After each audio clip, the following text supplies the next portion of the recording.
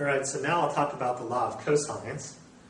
The law of cosines is some way of allowing us to relate the two side lengths and an angle between them and finding the side length. So one thing, in the beginning of Euclid's Elements that it says is that if you have two side lengths fixed and you have an angle that's fixed between them, then this third side length is fixed, or the entire triangle is fixed.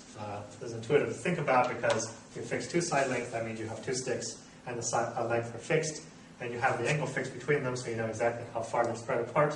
Well, then you know an exact distance between the endpoints of the two sticks, right? It's completely, fully determined.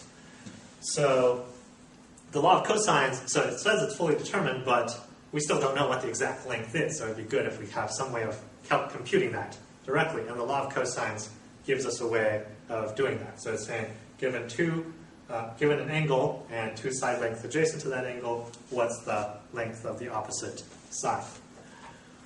So, okay, so how do we start? Well, we sort of, know a formula before that, given two adjacent sides, what is the length of the opposite side? But those were only for right triangles. But for right triangles, we still know the formula.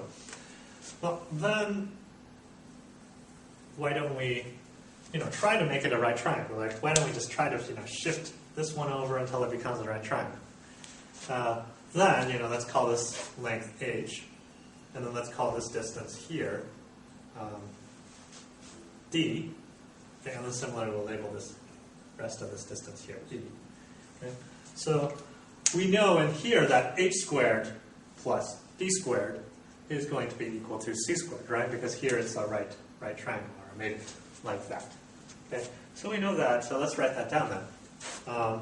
So h squared plus d squared is equal to c squared. But that doesn't really help now because we still don't know what h is and we don't know what d is. Well, do we actually know h? Well, because we defined these trig functions, we actually can look at the sine of theta. And the sine of theta says that it's h divided by a, right? So let's just write that down. So it says sine of theta is h divided by a. But then we can multiply a onto the other side, and that gives us that h is equal to a times the sine of theta, right? Multiplying that, a times sine theta equals h. So h is equal to a times the sine of theta. What about e? Well, it's almost the same thing. Now it's the cosine of theta, because cosine is e divided by a. So cosine of theta is equal to h divided by a. And that gives us that h is equal to a, cosine of theta is this side like e divided by a. Right? E divided by a. And that means that e is going to be equal to a times cosine of theta, because we multiply a and we get a cosine theta equals e. So e equals a cosine theta. Okay, so we know h and e in terms of a and theta. So that's good, because we know a and we know theta. So that's exactly what we want to get these variables into. But we don't know d yet. But d is also simple because d plus e is b. So that means that, if we take the length b and we subtract e, we will get d. So that means that d is going to be b minus e. Okay? And that e is going to be a cosine of theta. So everything is great.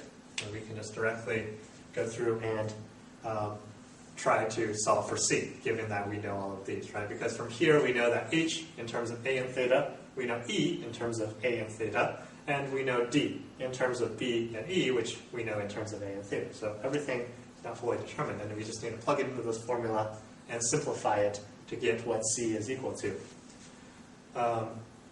Okay, so, well, the easy part first is h squared is going to be a, so let's just rewrite this formula in terms of what we know. Actually, let me just do one more step. So d is equal to b minus e.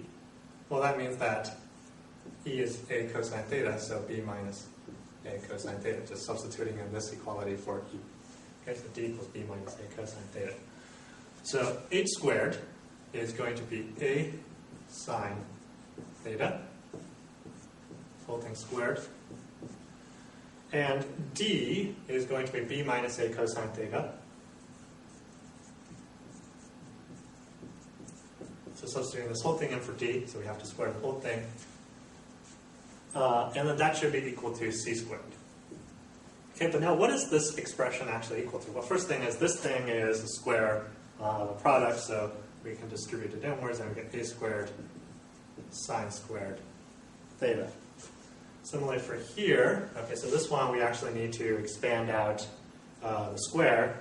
So for this one it's, so if you recall from algebra, if you have something minus something, it's the first thing squared, b squared, minus 2 times, the first thing and the second thing, so 2b times a cosine theta, plus the square of the last thing, or a cosine theta, so that's going to be a squared cosine squared theta.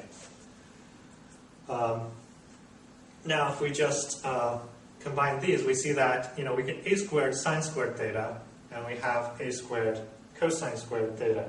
So that means that a squared, okay, so let's just rearrange this formula first. So let's move this thing closer to the a squared sine theta, and then we get b squared and minus 2, okay, so we're at ba, so let's just switch a and b around, so 2ab cosine theta. But now this is a squared sine squared plus a squared cosine squared.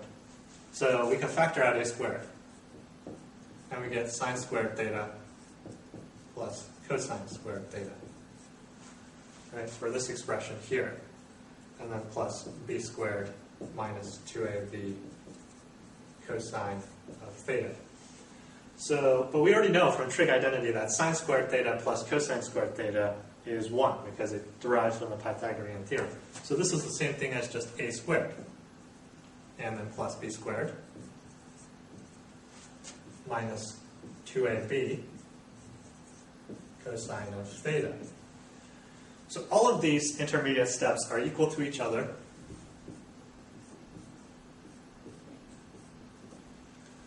And so that means that a squared plus b squared minus 2ab cosine theta is going to be equal to c squared. And that is the formula for the law of cosines. So it's saying that given an angle and 2 adjacent sides to this angle, to find the opposite side, we take the sum of the squares of the 2 sides, but in addition, we have to subtract 2 times the product of the 2 sides times the cosine of angle theta, and that is going to give us the square of the opposite side. So this is a generalization of the Pythagorean theorem for general triangles with any angle theta here, and this is the law of cosines.